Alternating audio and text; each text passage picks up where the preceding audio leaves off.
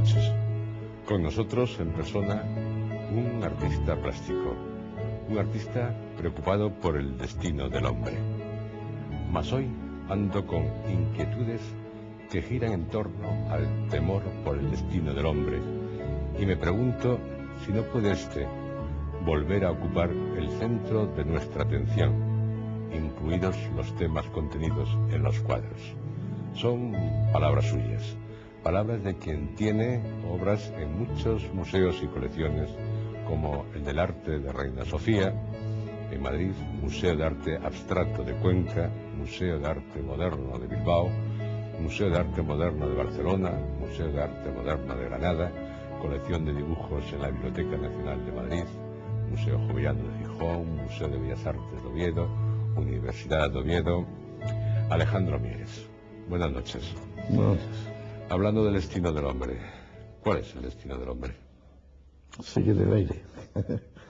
Lógicamente la preocupación esa no ha desaparecido.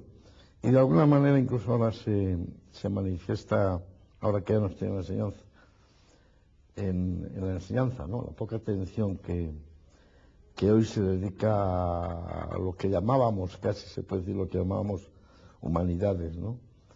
Como si solo la tecnología fuera a salvar al hombre. Yo sigo con dudas respecto a esto. No dudas respecto a la que tecnología es indudablemente básica para proveer el hombre de bienes y cubrir necesidades. Pero vamos, que no es suficiente, ¿no? Si el hombre no está formado para formar sus propios criterios. Y las artes, yo creo que es la función fundamental de todas las artes, de la poesía, del teatro, de la literatura, de la pintura y la escultura también, o la arquitectura, ¿no? Que el hombre vaya formando una idea clara de sí mismo y del mundo donde está, porque si no, la tecnología creo que no va a ser suficiente. Al menos yo tengo esa duda. O por lo menos la tecnología mal utilizada. La tecnología sí, como gran negocio, quizá, ¿no? Otra cosa son los efectos positivos y lo que el hombre pueda encontrar en ella para servirse de ella, que para eso está como cualquier otra herramienta, ¿no? Pero indudablemente esa inquietud sigue estando ahí, ¿no? Y ahora ya no tanto por mí o por la gente de mi edad, me preocupo pues quizá por mis nietos, pensando en qué mundo van a vivir, donde esas cosas que a nosotros nos interesaban parece que cada vez interesan menos. Y aunque no está presente en mi pintura de una manera, digamos, figurada, sí está en el fondo, indudablemente, porque la síntesis, que es un poco el arte llamado abstracto, busca la esencia de eso, ¿no? Y en mi caso, el tema mío casi exclusivo de mi obra son los elementos fundamentales, la tierra y el agua y el fuego. Usted ha dicho precisamente que la realidad es un misterio.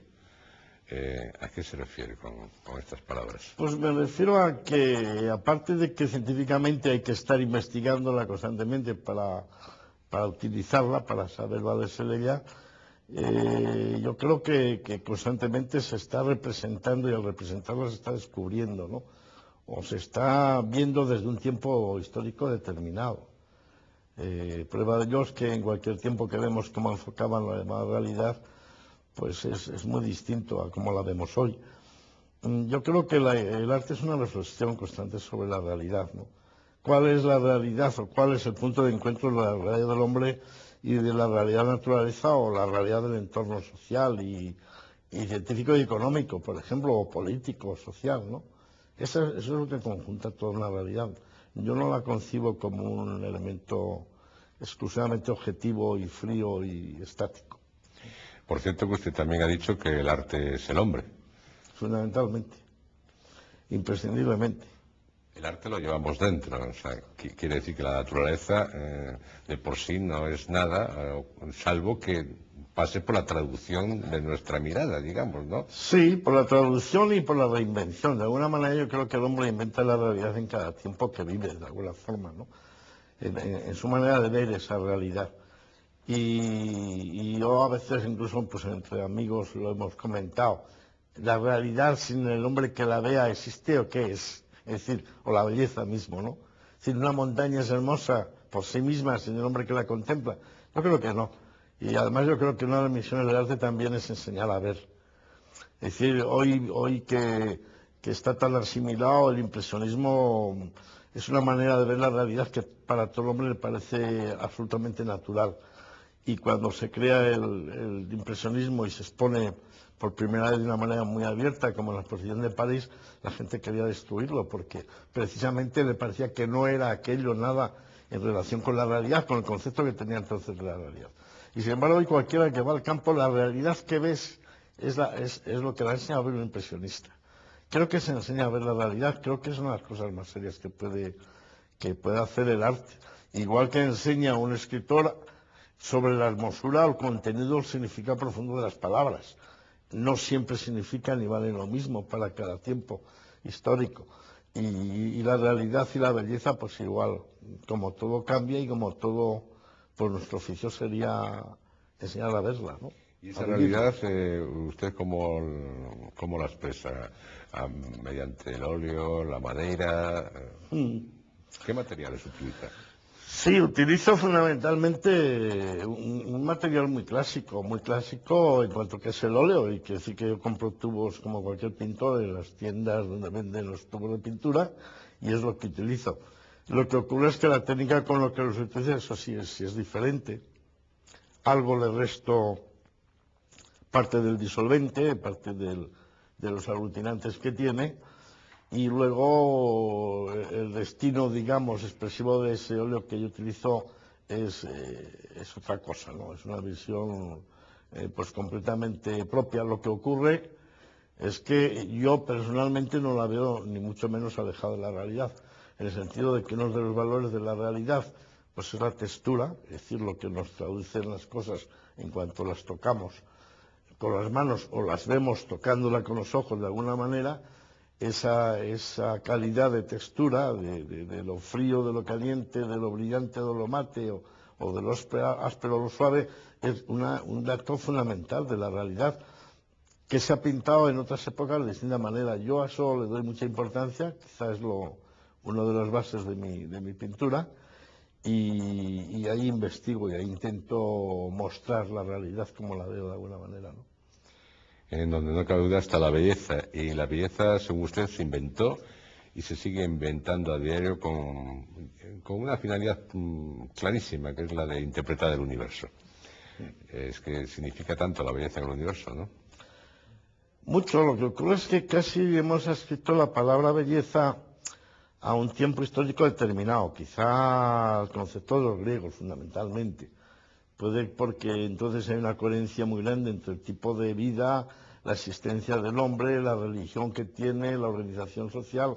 Todo eso tiene una coherencia que quizá ya no existe posteriormente. Y aquel entendimiento de las cosas de los griegos le llamamos belleza. Yo creo que lo que llamamos belleza en arte es lo que puede haber en el arte que sea de inteligencia del hombre. Es decir, si el hombre consigue grabar de alguna manera su capacidad de entender las cosas, eso se llama inteligencia, y eso también se llama belleza cuando pasa el tiempo. Es decir, ¿qué nos asombra de un Leonardo o de Miguel Ángel? Pues lo bien que conocía la anatomía Miguel Ángel humana y lo bien que lo expresaba y lo representaba. Eso nos produce una satisfacción intelectual que lo llamamos belleza. Hablando de un Leonardo, por ejemplo, usted ha dicho de que cuando el hombre muera, pues por relación se acabó el arte. Entonces yo me estaba imaginando ahora, cuando lo estaba diciendo, pues a la Gioconda, digamos, en un páramo desolado ahí, yendo, pues nada, cubierta de polvo, comida por el tiempo y por otras cosas, ¿no? Entonces así acabará también el arte cuando acabemos nosotros. Bueno, yo no sé si el hombre va a acabar tan pronto, aunque los científicos a veces nos acercan hasta fechas, aunque sean de miles de millones de años, ¿no? Yo creo que es tan inmenso la vida y la energía en relación a la dimensión del hombre que casi no merece la pena ni plantearse, resulta infinito al lado de nuestra cortedad de tiempo disponible, ¿no? Pero lo que no es lo que para mí está clarísimo, sí es eso, es decir, que la belleza no existe ni en la naturaleza ni en ningún lugar mientras el hombre no es capaz de interpretarla. Es decir, mientras no haya unos ojos humanos y una inteligencia humana que lo ve y lo dota de un simbolismo y de una simpatía o de una antipatía, de un dolor o de una alegría, aquello no significa nada. A veces un mundo que tú representas a veces muy bien esos vacíos, esos espacios donde parece que solo los elementos naturales existen y que no hay huella del hombre, pero en aquel momento no aparece todavía el grito, la voz del hombre. Es desolador porque es el vacío total. Ni nos aterra, es insignificante, es algo que no tiene contenido, ¿no? Y el hombre necesita como que llenar la naturaleza de significado, ¿no? Y ese significado que le tiene es el humano, porque si no, no aguantaríamos. Yo creo que no soportaríamos. Yo creo que el hombre a veces me gusta imaginarme como un juego, ¿no? El hombre en los primeros tiempos, ante la naturaleza, ante el espacio, ante el cosmos, ante los fenómenos naturales, tenía que estar tan aterrado que, bueno, que no sé ni cómo fue capaz de supervivir. ¿Y qué tuvo que hacer? Tuvo que dotar aquello de significados.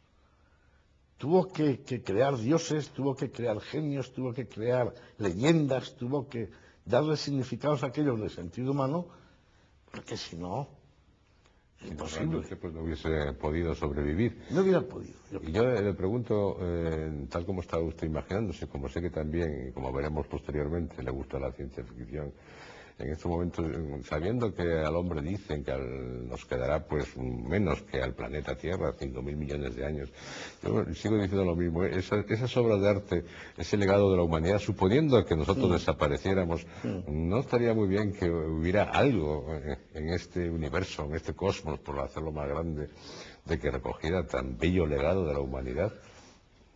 Pues realmente sería la señal más clara de que el hombre ha existido, ¿no? Lo más humano de lo que el hombre ha hecho estaría ahí representado. Ahora, ¿cómo va a ser esa inteligencia que no sea humana? O sea, esa mentalidad capaz de captar aquello y qué significado le vaya a dar. Pues yo creo que gran parte se pierde, porque aunque nosotros creemos hoy que somos capaces de interpretar a los románicos o los griegos o los egipcios, la verdad es que tomamos casi la superficie de sus cosas, ¿no? Y su entendimiento del mundo era muy otro, era muy diferente. Ahora, es un espacio que yo no me lo imagino, porque me parece terrorífico, ¿no? Me parece tan normal que el hombre exista y que permanezca durante tiempo indefinido. Y ya digo, además va a ser tan largo que no cabe ni presentarse la cuestión de cómo se interpreta. Ya es bastante que desde de 5 en 5 siglos o de siglo en siglo se intente entender lo anterior, ¿no? Ahora mismo estamos ya en el 21 y empieza a entenderse lo que ha sucedido en el siglo XX. Por ejemplo, en arte, pues constantemente nos están preguntando significados y por qué tanto barbarismo en el arte y por qué tanto terror y por qué... Y la verdad es que la respuesta es sencilla, porque el siglo ha sido así. Claro. El siglo no fue un siglo rosa, ni fue un siglo dulce, ni fue un siglo fácil, fue un siglo de genocidios, de barbaridades, y el arte está recogiendo, todas las artes están recogiéndose constantemente. Y los artistas, quiero decir, no nos hemos inventado ese mundo. Y seguramente su propio mundo tampoco. Por eso vamos a hacer un repaso por su vida. Alejandro Mieres nació el 19 de agosto del año 1927. En el año en que fallece en París el vanguardista Juan Gris, y en el que Dalí colabora pictóricamente con su gran amigo Lorca en el estreno de Mariana Pineda. Eran, creo que, unos tiempos duros los de su niñez, aunque en ellos también alguien o empezó a gestarse, por lo menos, su tendencia hacia el dibujo, la pintura. Sí.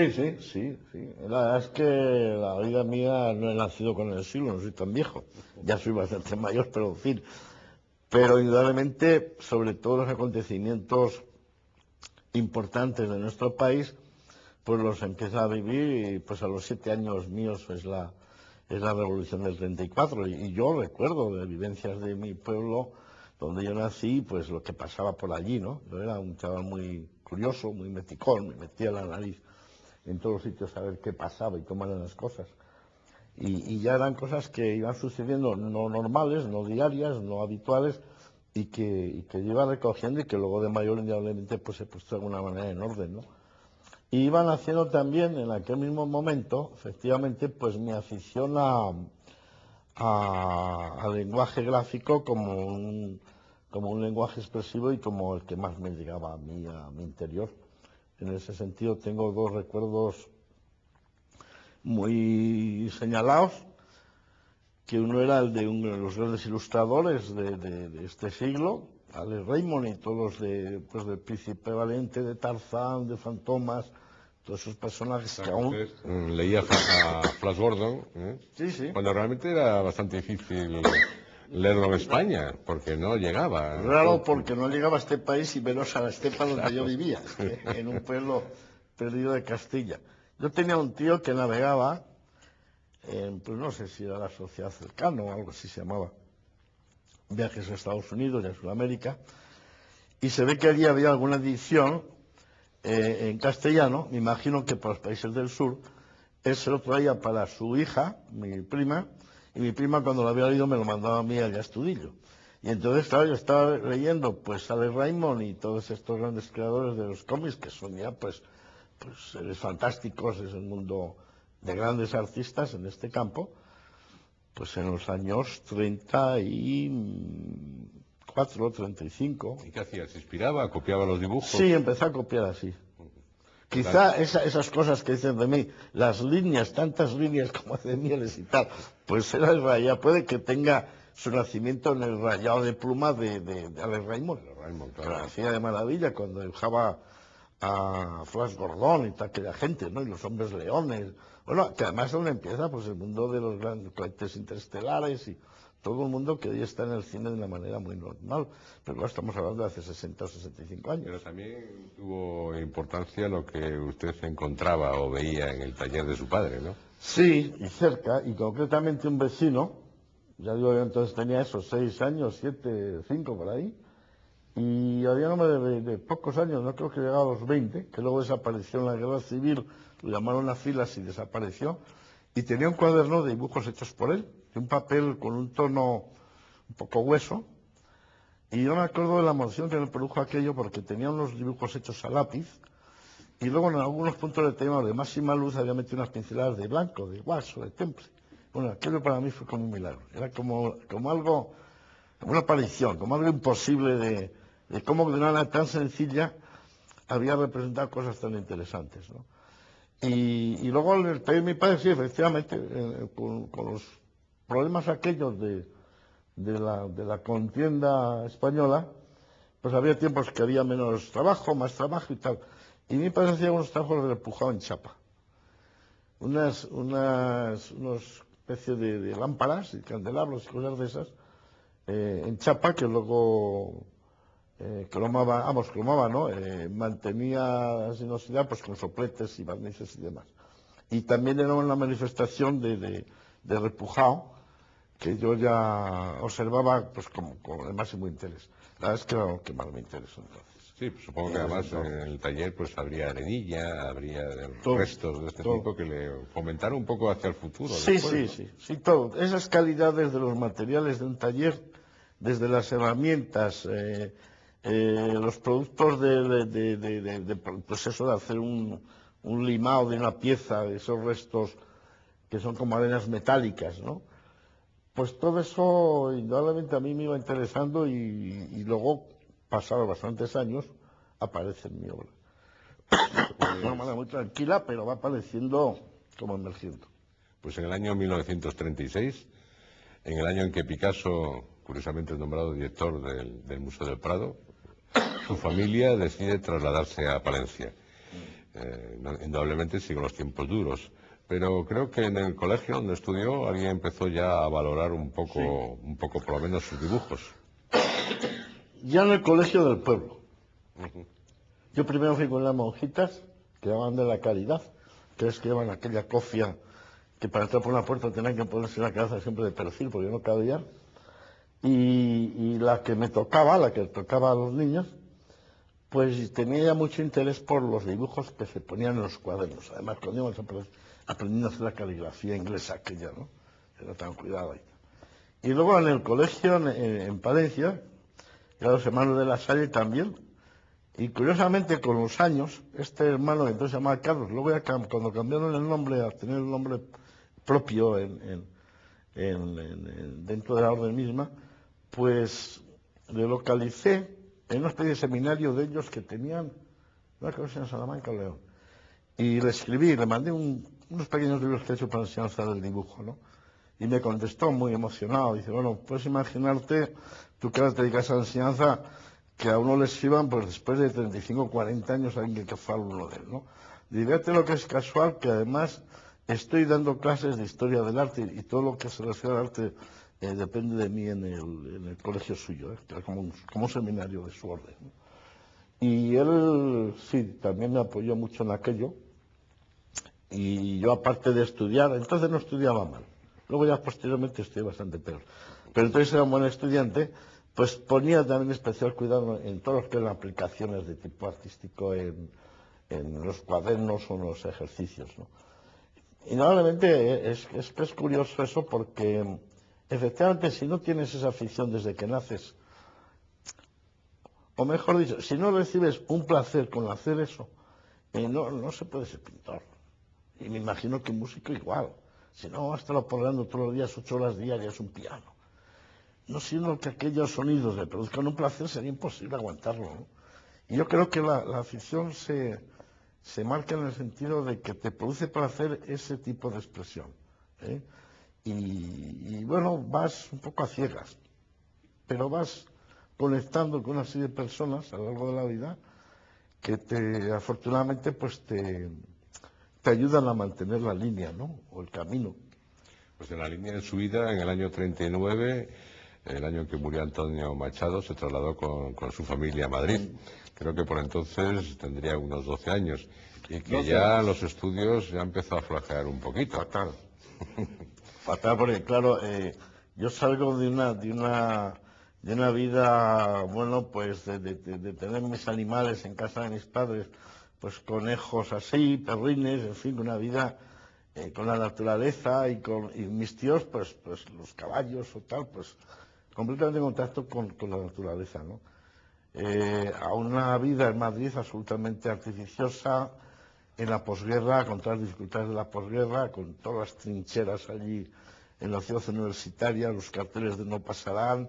Bueno, un mundo absolutamente caótico para mí. Era un mundo que me hizo una impresión terrible en todos los sentidos, muy negativo. Para mí fue muy negativo.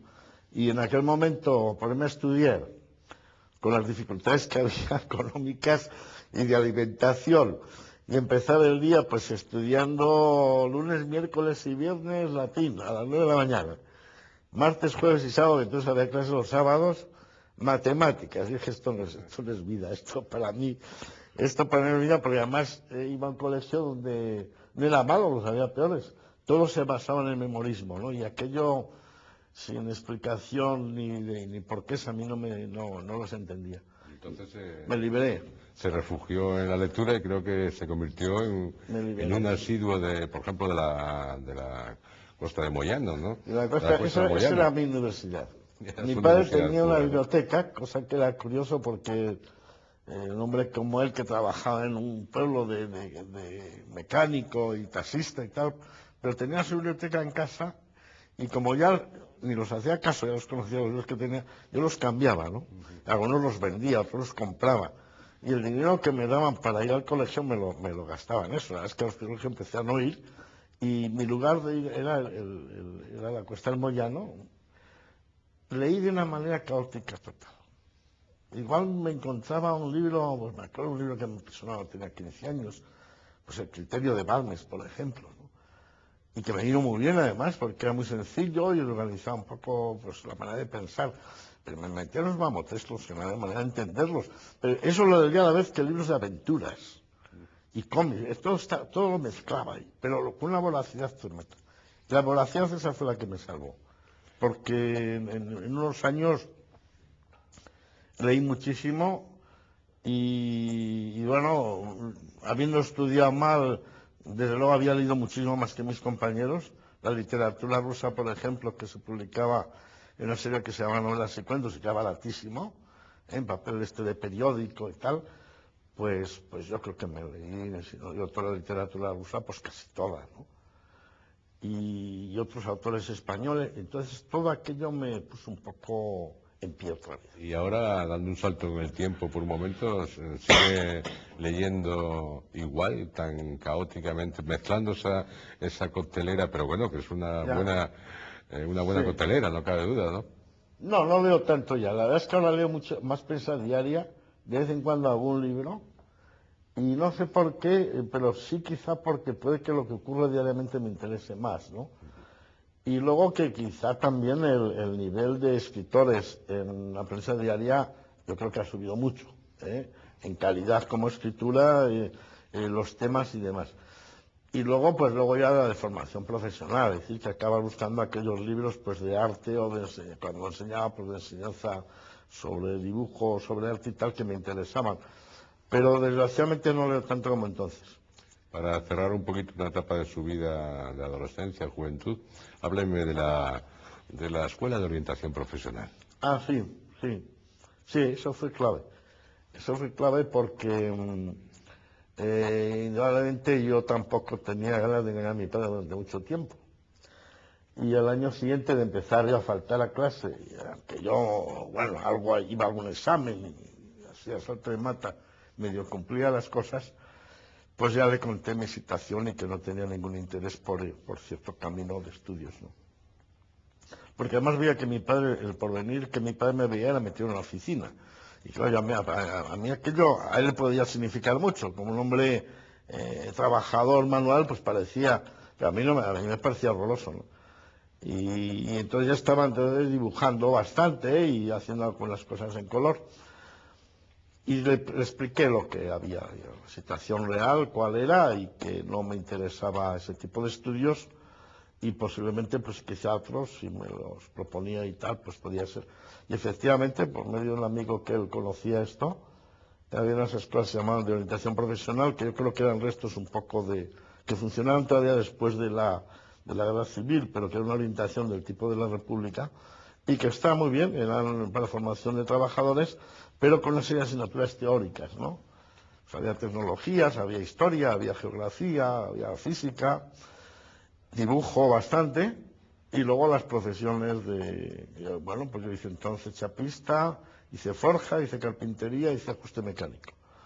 Y bien, fue muy positivo para mí aquello porque me ayudó a recuperar pues la fe en mí mismo, ¿no? Yo realmente, aunque me había ido yo a la Cuesta de Moyano a leer mucho y de alguna manera a estudiar, pues me encontraba fuera de bolos, porque lo que lo hacía yo no lo hacían los demás. Quiero decir que los demás iban a acabar sus estudios formalmente y yo había desertado de ese mundo y eso pues creaba unos complejos bastante duros. Entonces ingresé a esa escuela y estuve 2 años y bien, funcionó muy bien, a mí me fue muy positivo. Lo que pasa es que antes de acabar en la escuela ya empecé a entrar en contacto con alguna escuela por correspondencia de enseñanza de dibujo y cada vez me fui inclinando más por esa línea, ¿no? Hasta que conocí a Caneja, a Manuel Díaz Caneja, un gran pintor, pues que, bueno, por razones de la guerra civil todavía estaba medio oculto, porque estoy hablando del año 44, 45 en Madrid, y bueno, pues no salía mucho a la calle. Entonces, un hombre muy seco, muy a la castellana, muy austero, demasiado, que mi padre sabía de su existencia y me envió a él y me preguntó concretamente, dice, bueno, ¿tú quieres aprender a pintar para ganarte la vida o tú quieres aprender a pintar para saber pintar? Tú me contestas a eso y yo te digo lo que tienes que hacer. Pues yo quiero aprender a pintar para saber pintar. Si me gano la vida o no me gano la vida, ya lo veremos. Bueno, pues vete al Casón, allí alquilan caballetes, papel, pues eso valía 35 céntimos, entonces eso al mes, y te pones a dibujar. Así de sencillo, cuando yo no había tenido ningún profesor nunca, ¿no? Y así lo hice, me fui al Casón, me metí ahí desde las 9 de la mañana hasta las 3 de la tarde, con un frío espantoso, porque entonces no había subvenciones para calefacciones, y el Casón, bueno, pues la Fuente Ferrer y quien antes el director no le daban dinero para calefacción, o aquello era como una nevera, era piedra y amplísimo, bueno, salíamos a calentarnos a fumar un pitillo a la puerta del Casón, mirando el retiro y porque da un poco el sol, pero fue nevado y eso hacía mejor fuera que dentro.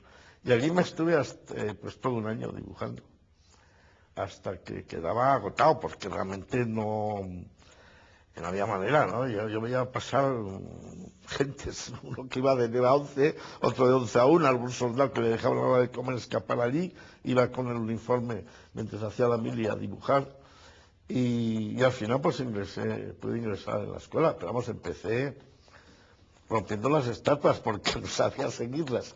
Me acuerdo que el primero que hice fue el carbón de Policleto, pero no, el carbón jamás lo había utilizado. Mi padre me había comprado de niño unos carbones, pero yo lo tenía como el que tiene un instrumento mágico allí, ¿no? No sabía para qué servía.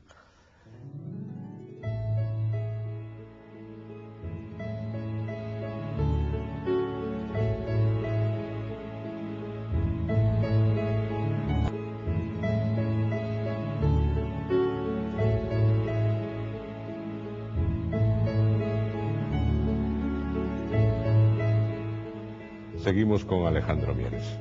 En 1946 ingresa en la Escuela Superior de Bellas Artes de San Fernando, creo, ¿no? Sí, exactamente, a principios del curso, en octubre. En octubre, después de todo aquel año de preparación y de un verano pintando en el botánico paisajes. Y allí dispuesto a estudiar mucho, claro. Pues sí, la mentalidad era otro momento muy diferente. Claro. En mi época primera yo estudio bien, de niño y tal, en el bachiller fatal, y luego ya en la Escuela de las Artes, claro, es otra cosa.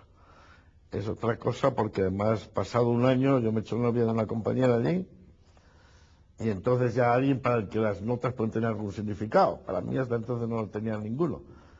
Y todo eso, pues bueno, va conformando una actitud ante las cosas. La verdad es que tampoco me preocupo demasiado porque generalmente suelo acabar los cursos en mayo, solíamos acabar. Los que nos daban una calificación de sobresaliente teníamos opción a 6 o 7, éramos, a hacer otra prueba más donde daban las matrículas de honor, esas cosas. Y hoy me solía desentender bastante del tema de las matrículas de honor, porque ya está Madrid en pleno verano y me resulta inaguantable. Ir a la escuela y estar allí aplatanado era todo uno, y bueno, yo cumplía porque el profesor no le pareciera mal que me había dado una nota y no hacía ningún caso, ¿no? Pero bien, sí, estudio bien porque además no tengo más remedio que cumplir con una beca que tengo una pequeña beca que me permite pues pagarme los lienzos, las pinturas y los viajes de autobús o de tranvía, que entonces eran tranvías, a la escuela, y tenía además que dar una información mensual de mi asistencia a clase y tal. O sea que, primero porque me interesaba y segundo porque tenía que dar cuenta de mi trabajo. Cumplió realmente también que en el año 49 y también en el 50 consigue el premio de pintura Carmen del Río que daba la Real Academia de Bellas Artes. Sí, la Academia convocaba los premios para... Realmente no es que fueran exclusivamente para alumnos de la escuela, pero de hecho se convertía en la realidad así porque la gente que estudiaba fuera de la escuela pues no estaba al nivel de los que estudiábamos allí. Y solíamos participar libremente con lo que quisiéramos, de dibujo en pintura, con algunos de los ejercicios hechos durante el curso, ¿no? Y bueno, había algún dinerín, a mí me parecía aquello interesante, y entonces asistí 2 años y efectivamente sí, tuve la suerte de que me dieron, las 2 convocatorias posibles me dieron a mí el premio de colorido, que era donde me presentaba. Y era bueno, además, sobre todo, pues era un aliciente porque de aquella especie de complejo de ser inútil que yo había tenido al dejar el bachiller, pues bueno, me estaba demostrando a mí mismo además que podía servir para algo, ¿no? Y de alguna manera eso te ayudaba a trabajar. Lo que ocurre es que no paraba y luego seguía manteniendo un espíritu bastante rebelde. Valverde, que era compañero de la Diada, el escultor asturiano, que también fue profesor mío, la Diada, un profesor estupendo, y Valverde también era un gran profesor, pues están empeñados La vida de que fuera escultor. Entonces estaba un poco de moda ser escultor, ¿no? El España no era más que un país de pintores, ni de grabadores ni de dibujantes, pintores al óleo. Y entonces, pues, era una situación muy especial, porque los profesores ya no eran unos seres que te imponían cosas que no entendías. Es decir, te transmitían cosas positivas, esas cosas eran producto de una experiencia suya, propia, que eran muy útiles, que decías de inmediato, porque me acuerdo que con un par de días que me habló la diada, pues aprendí a hacer bustos. Una tremenda corrección, ¿no? Y Valverde lo mismo. Entonces aquello era para mí muy positivo, pero por otra parte yo enseguida cambiaba el registro. Valverde estaba empeñado que fuera a Italia. No se habían convocado entonces los premios con el hecho de la guerra española se detuvieron. Con el hecho de la guerra europea, pues más todavía, la Academia de España en Roma estaba cerrada. Y había que esperar algún año. Entonces yo no tenía ni paciencia para esperar, ni para mantener una línea, digamos, respetuosa con la Academia. Yo hasta entonces pensé que iba a ser un pintor académico, era lo que me interesaba hacer, y lo que yo hacía, y por lo que me dieron los premios en la Academia. Pero claro, ya al año siguiente yo me había metido en 3 vericuetos y estaba haciendo unas cosas completamente diferentes. Y no fue a Italia, pero sí fue a París.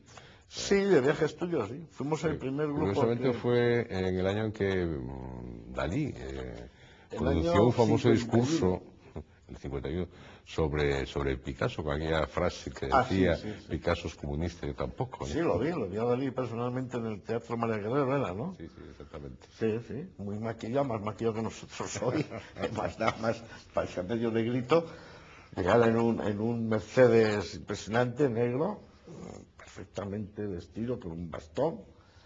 Y no lo vi dentro porque, bueno, el teatro estaba hasta arriba, no había quien entrar allí, ¿no? Aunque habíamos en una buena hora, pero ya era imposible entrar. Pero habían puesto micrófonos y se oían los altavoces en el exterior. Y sí, la cantinela, Picasso es español, yo también. Picasso es no sé qué, yo también. Picasso es comunista, yo no. ¡Wow! Entonces ya se armaba allí el gran aplauso Pero en el París de Picasso usted creo que tuvo una oferta, pero que no cuajó, ¿no? Sí, había una oferta, porque para mí ha sido siempre sentimental. Y mi vida no ha ido por los caminos, digamos, prácticos, ¿no? Que convengan a un señor que piensa hacer una carrera y abrirse paso. Y no es que no funcionara, es que yo me marché. Me marché porque la vida en París era dura, era muy difícil. Tenía una oferta de atención hacia mi pintura de Maek, que era uno de los marchantes entonces más importantes, el que tenía Miró, el que tenía Palazuelo y algún otro pintor español. Pero claro, había que quedarse en París. En París no valía ir y venir, aparte no tenías un duro para ir y venir en el viaje, ¿no? Pero andamos por ahí pues vendiendo papel y trabajando en lo que fuera. Pero sobre todo que era cortar con la familia, cortar con tu manera de vivir. Yo a pesar de que protestaba en España de lo español y de lo que aquí se vivía por la limitación, sobre todo que había pues para la libertad de la gente, ¿no? Pues de todas maneras te das cuenta en París que era más español que el obispo de Toledo, vamos, o por ahí andaba, ¿no? La cosa. Entonces cambiaba el panorama. Y luego que yo intuía, yo creo que muy claramente, que el proceso mío de pintor no iba a ser un proceso ni cómodo ni corto. Es decir, que podía quedarme en París, ahí tenía un apoyo importante y podía haber vivido sin ninguna dificultad, ¿no? Y con un marchand como este, pues yo tenía entonces, pues yo qué podía hacer, en el año 51, pues no sé, ya tenía... 51, pues hay que calcular. Sí, hay que calcular, ya sé, un chaval de tener 20 o 20 y pocos años. 2 años por ahí. 20. Claro, era un crío. Era un crío, en fin, bueno, pues un crío en esa edad, que hace algo en pintura y pues en París no había, si tienes un apoyo, ¿no? Pues no había problema. Pero no obstante, decide quedarse Ya tiene título de profesor de dibujo por la Escuela Superior de Bellas Artes de San Fernando. Sí, Y eso para lo ganarse acabo, la sí. vida, aunque no en París, Sí. aquí también se dedica a muchas profesiones, Sí, como sí, sí. la de copista en el Museo del Prado, aparte Sí, de otras cosas. claro. La tarea de copista es difícil. Bueno, a mí me fue muy útil. Me fue muy útil por una razón, porque yo en la escuela, en los modelos y cada sesión de estudio, lo hacía hasta que el modelo me interesaba. Cuando el modelo me había dado el color o la forma o la composición que yo me había capaz de extraer de aquel tema, claro, yo no acababa los cuadros, si les quedaban ahí, luego me daban buena nota, pero no sé por qué, pero no los acababa. Y de hecho es que cuando, claro, después de 5 años en la escuela, de ir desde la mañana hasta la 9 de la noche, un día me encuentro con que se acaba la escuela, que se acaba la beca, y que yo tengo un maletín así, y que estoy a la puerta de la calle Alcalá, y que qué hago yo, ¿no? Claro, pues mientras lo pienso me voy al Museo del Prado. Mientras pienso me voy al Museo del Prado y copio allí, efectivamente, empecé a copiar, y empecé a copiar también de la misma manera más o menos, porque estaba todo pedido, para cada cuadro había un montón de gente, meses que había que esperar, y yo le dije al jefe de las copias, digo, bueno, a ver, ¿dónde no hay nadie? Pues en la sala de Botticelli, pues allá voy, yo hago un Botticelli. Si estuve copiando primitivos, pues los 3 Botticellis los hice con el tiempo, pero en aquel momento hice uno, y luego hice Gerard David, hice algunos primitivos flamencos, y me vino muy bien porque lo que yo no hacía en la escuela, había que hacerlo allí. Es decir, no es capaz uno de hacer un primitivo flamenco en plan impresionista. Pues, eso hay que hacerlo como hay que hacerlo, ¿no? Y entonces había que preparar la tabla, había que preparar los pinceles, había que llevar una serie de sesiones y un acabado definitivo, ¿no? Y en ese sentido me fue positivo. Lo que ocurre es que llegó un momento que vi que era una posible manera de ganarme la vida y no me gustaba la vida como copista. Y también la vida se la ganó entonces de escaparatista, De vendiendo todo. libros, Sí, bueno, sí. pintó la Feria del Campo Sí, sí. y hasta con Moby Record en sus principios. Sí, sí, ¿Qué hacía lo de usted en Moby Moby fue Record? muy divertido. Fue muy ¿Dibujos divertido. animados o...? ¿Eh? Bueno, pues te lo voy a decir porque es como un chiste. Es como un chiste porque yo tenía entonces un estudio en la calle López de Vega, había un viejo palacio allí donde hacían los carteles del cine de la Gran Vía. Y era un palacio hermoso, antiguo, muy rarillo y tal. Y ahí trabajamos. Entonces apareció un día un amigo, Requena, que luego fue locutor de no sé qué emisora, ahora está ya jubilado. Y me dice, oye, mira, se va a hacer aquí una empresa, ahora ya recorté, va a empezar a hacer films en color de publicidad, la que era como la novedad total, ¿no? Bueno, ¿y qué tal? Bueno, pues mira, consiste en que tú dejas los cuadros, vamos a, ¿cómo se llamaba? Era un jardín que hay por Manuel Becerra, no me acuerdo cómo se llama, muy bonito. Colocamos los cuadros en una exposición, somos una exposición al aire libre y tal, te pagan por cada cuadro tanto dinero, tú apareces allí como un visitante o como quieras, como el pintor, y luego pues con un taxi te llevan los cuadros al taller, y yo no pongo nada, no pongo más que eso, bueno, vale, pues venga. Y fuimos para allí pues por ganar aquel dinero, ¿no? Y era muy curioso, yo luego no vi, no vi la película porque me daba alguna manera vergüenza, ¿no? La estrenan en un cine de la Gran Vía, pues no sé si en el Capitol me parece que era, y salía todo el tema. Yo hacía una pintura entonces de tipo expresionista, salía un cuadro, salía otro, una figura que se acercaba, miraba los cuadros, en fin, lo que es una exposición. Y el público pues está interesado en ver aquellas pinturas tan raras que decían después y cómo añadían aquello a algún tema de tipo publicitario. Y luego al final consistía más o menos en decir cómo me dijeron que era. Dice, bueno, ni esto ni esto otro. El verdadero arte, chocolates, Nestlé o algo así, ¿sabes? Chocolates Nestlé. No sé si habla de Nestlé, me parece que era de Nestlé y tal. Y bueno, eso creo que era la conclusión de la película. En vista de eso lo fui a verla, ¿no? Y sí, vendiendo de Alfonso, el fotógrafo este clásico de Madrid, había hecho un libro de Madrid de noche y lo fui, conocí a gente muy curiosa. a Benavente y gente así. Bueno, pues seguramente tomando alguna de chocolate, aunque no fuera anunciado en Madrid, recordará cuando hizo su primera exposición, ¿no? Sí, sí, hicimos la primera exposición Rosa María y yo, mi mujer y yo. Entonces éramos novios en Macarrón. El Macarrón tenía 2 salas formando un ángulo.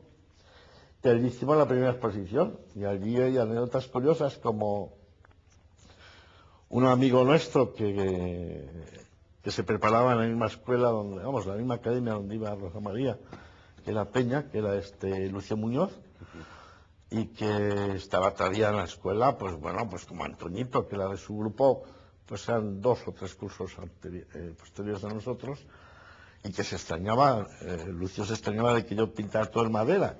¿Y por qué te interesa tanto la madera? Bueno, es un soporte bueno, no es caro, es muy sólido, muy efectivo y tal. Y luego Lucio empezó a trabajar la madera y extraordinariamente bien, ¿no? En el año 58 es profesor de dibujo en el Instituto Laboral de Burgos de Osma, en Soria. Después del 58 al 60 en Elche. Y en el 60 obtiene por oposición la cátedra del Instituto Joviano de Gijón. Y comienza realmente, yo creo que a gestarse su estilo actual en Gijón, sí, ¿no? sí. Entonces empieza, y además, curiosamente, yo venía a Asturias de paso, y es un paso un poco largo, de 40 años, y por una razón muy sencilla, había vivido en Madrid 15 años y para mí Madrid era pues era mi tierra, ¿no? 15 años además de niño pues a casarme. Lo que pasa es que todavía no conocía Asturias, claro. Claro, no conocía Asturias y dije, bueno, entre los varios sitios que había, porque conseguí un buen número y podía haber ido pues desde el país catalán, el País Vasco, Galicia, Andalucía, había un montón de sitios, unos cuantos. Yo me dudaba un poco entre Asturias y Salamanca. Y coincidíamos mi mujer y yo porque Asturias, además del paisaje, además de ser el origen de mi apellido, pues bueno, pues tenía el mar al lado, ¿no? Total que ya no tuvimos ninguna duda y nos venimos aquí. Pero bueno, con la idea de estar un tiempo y yo con la idea de volver a Madrid, ¿no? Lo que pasa es que, bueno, al poco de llegar aquí...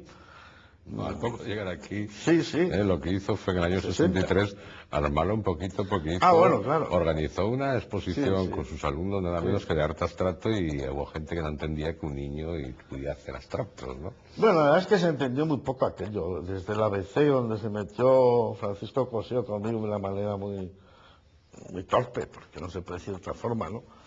Hasta Juana Mordó, que tampoco lo entendió. Juana Mordó creía que yo quería demostrar con eso que el arte abstracto estaba al alcance de cualquiera. Y yo le decía, bueno, claro, como entonces no existía Bellus, pues claro, Alejandro Mieres, ¿quién era para decir eso? Que cualquier ser humano podía hacer arte hasta cierto punto, o hasta cierto grado, hasta cierto nivel, ¿no?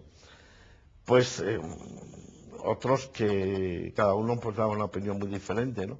Y luego el ministerio se escaqueó de aquello, porque yo lo único que pretendía con aquello era enriquecer los ejercicios de tipo habitual escolares y bueno, dar pie a unas experiencias que permitieran pues dar un paso a la metodología y a la enseñanza del dibujo, ¿no? Nada más.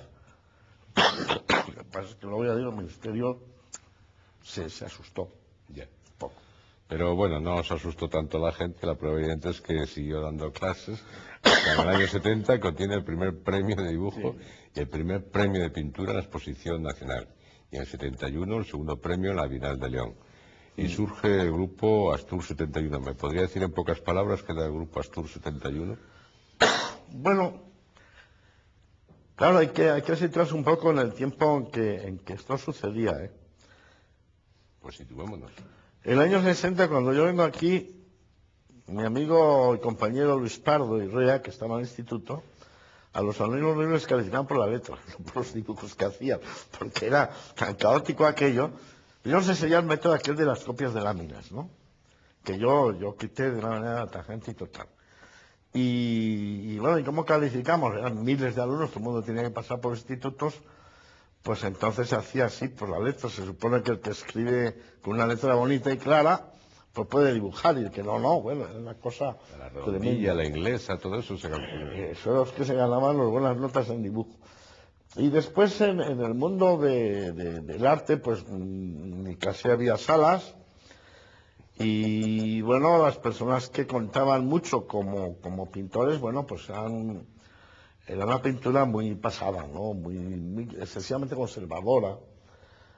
Entonces, en el instituto, pues un compañero del instituto, Mariano García Ciagar y yo, pues dándole vueltas, ¿y qué piensas que se podía hacer? Digo, hombre, una cosa que se puede hacer es ver qué gente se hay aquí trabajando en la pintura, en la escultura, con una cierta visión de actualidad, y empezar a exponer o a trabajar juntos, a ver qué se puede presentar. Y así invitamos pues a Ana Bascués, a Manol Arenas, a María Antonia Salomé, Mariano Seagar y yo, y Fernando Alba, porque Sanjurjo entonces no estaba aquí, Sanjurjo está todavía en Madrid trabajando y hasta pensando en aquel momento quedarse allí, ¿no?